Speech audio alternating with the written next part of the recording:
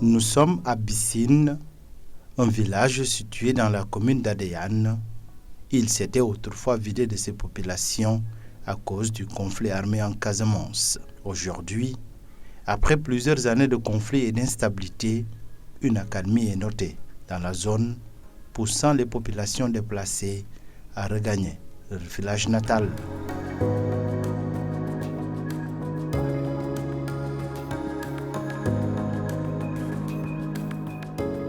Ce processus de retour au bercail a été facilité par l'engagement de plusieurs acteurs de la paix, mais également celui de l'armée nationale qui y a mené une vaste opération de sécurisation.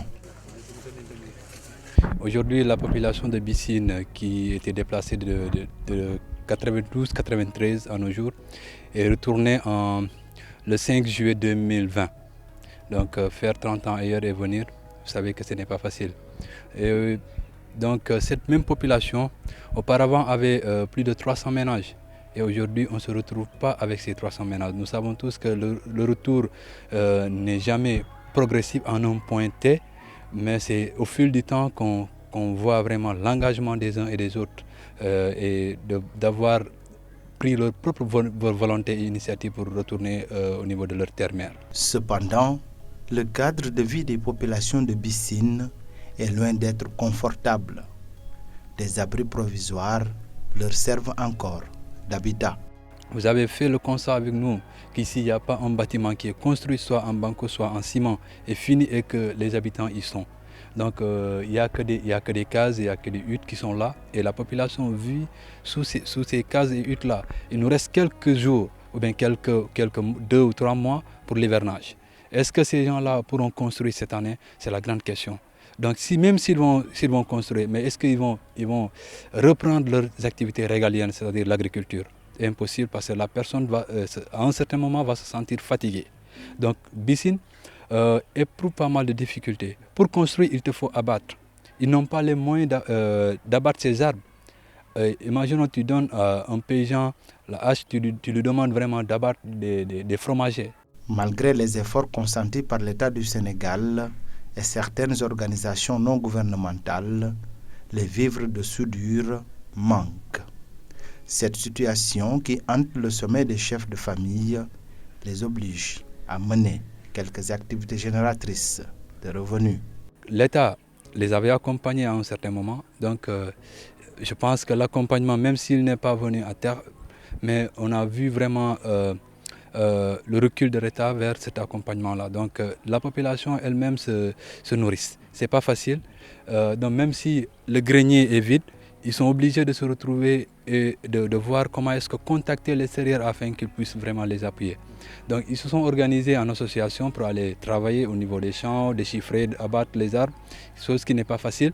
C'est pour juste que ces derniers leur paient de l'argent pour qu'ils achètent quelque chose pour le grenier. Nous avons des difficultés pour nourrir nos familles. Nous ne pouvons même pas assurer les 3 repas quotidiens. Le petit déjeuner pose problème pour nos enfants. Bissine est composée de 5 grands quartiers distants de plusieurs kilomètres.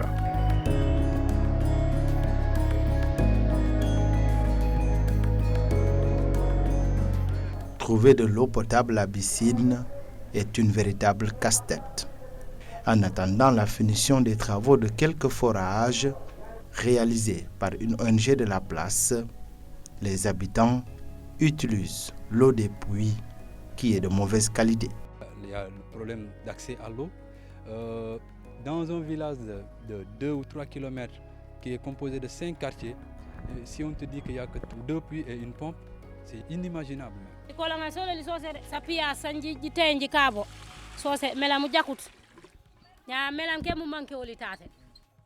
Nous souffrons énormément. L'eau de puits est de mauvaise qualité.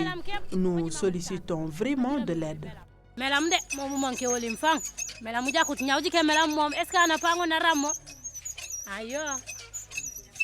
L'enclavement persiste dans cette zone où le déminage humanitaire serait une urgence. La seule piste qui mène à Bissine est dans un état chaotique.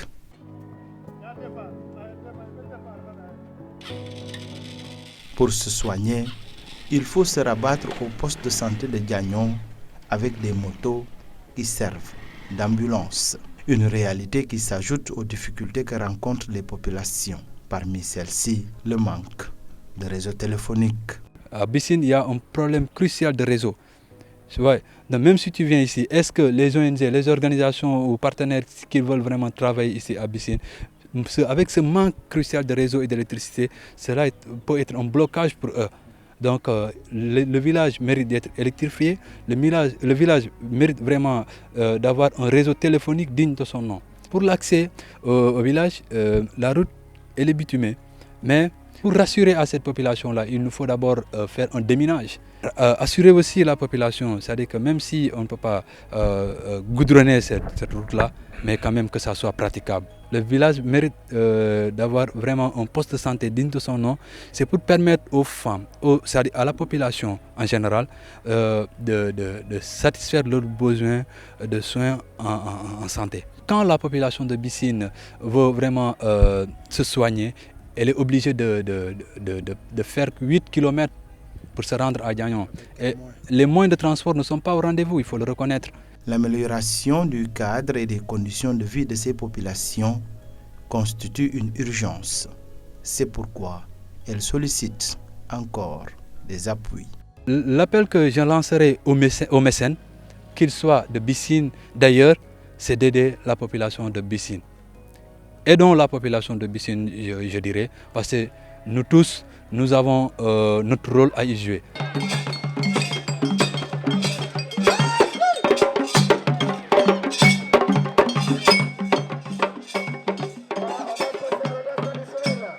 Malgré tout, les Bissinois ne désespèrent toujours pas et continuent de croire au développement de leur village.